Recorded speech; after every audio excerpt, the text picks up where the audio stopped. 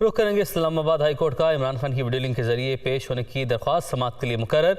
Chief justice Aamir Farooq 12 अप्रैल को इमरान खान की दरख्वास्त पर समाअत करेंगे। इस्लामाबाद हाई कोर्ट के रजिस्ट्रार ऑफिस ने कॉज लिस्ट जारी कर दी। अदालत ने वजारत दाखिला, कानून इंसाफ, IG और दीगर से जवाब तलब कर रखा है। हसीब मलिक हमारे साथ मौजूद हैं, उनसे मजीद मालूमात हासिल करते हैं। जी हसीब, कहिएगा।